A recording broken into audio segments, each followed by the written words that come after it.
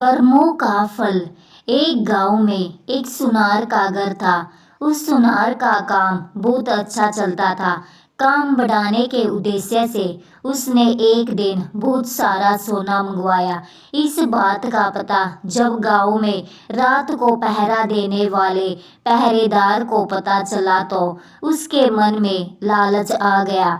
जैसे ही रात हुई वह पहरेदार उस सुनार के घर में घुसा और उसे मार दिया।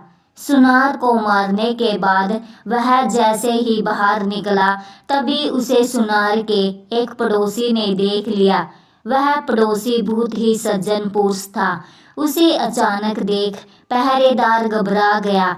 उस सज्जन पुरुष ने पहरेदार के हाथ में जब बक्सा देखा तो उससे सवाल पूछना शुरू कर दिया।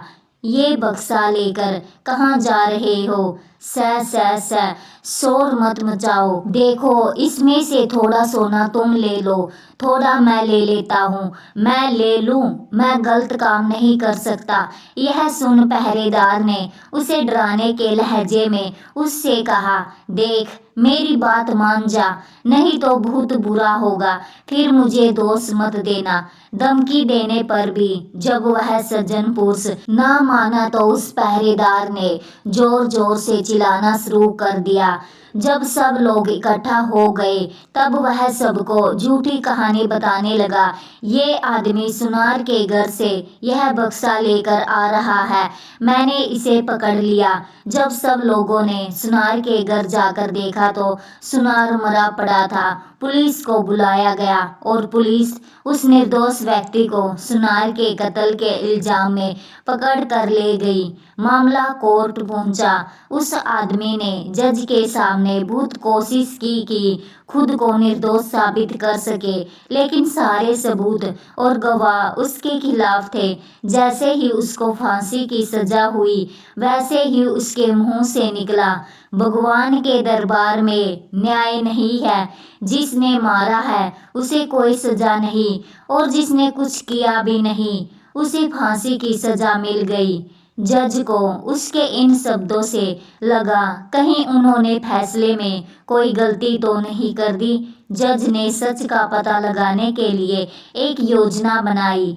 अगली सुबह एक आदमी रोता रोता जज के पास आया और बोला, सरकार हमारे भाई की हत्या हो गई है, इसकी जांच होनी चाहिए। उस समय जज ने फांसी की सजा मिले व्यक्ति और उस पहरेदार को उस मरे हुए व्यक्ति की लाश उठाकर लाने को कहा।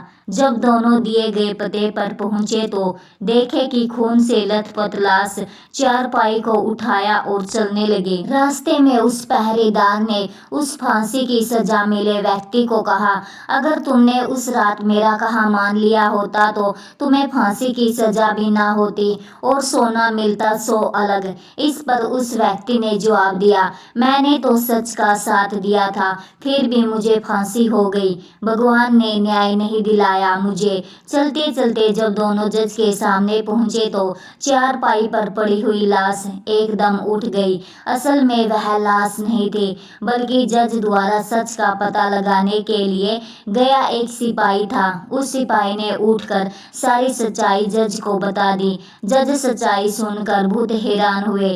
पहरेदार को कैद कर लिया गया, न्याय हो गया, लेकिन जज के मन को अभी भी शांति नहीं मिली थी।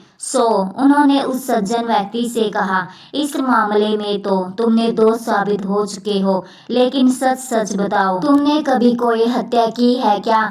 जज की चालाकी वह व्यक्ति पहले देख ही चुका था, इसलिए अब वह झूठ बोलने से डर रहा था, इसलिए उसने सच्चाई बताने शुरू की। बहुत पहले की बात है, एक दुष्ट व्यक्ति मेरी गैर हाजिरी में मेरी पत्नी से मिलने आया करता था। मैंने अपनी पत्नी और उस व्यक्ति को समझाने का बहुत प्रयास किया, मगर वे नहीं माने। एक दिन जब मैं अचानक घर पर गया तो देखा कि वह व्यक्ति घर पर ही था। मुझे बहुत गुस्सा आया, मैंने तलवार से उसे मार दिया और घर के पीछे बहती नदी में उसकी लाश फेंक दी। इस बारे में कभी किसी को कुछ भी नहीं पता चला। जज ने कहा, मैं भी यही सोच रहा था कि मैंने कभी कोई गलत काम नहीं किया, ना ही किसी से रिश्वत ली, फिर मेरे हाथ से ये गलत फैसला हुआ कैसे? खैर, अब तुम्हें अपने कर्मों का फल तो भोगना ही होगा। पहरेदार के साथ अब तुम्हें भी फांसी होगी।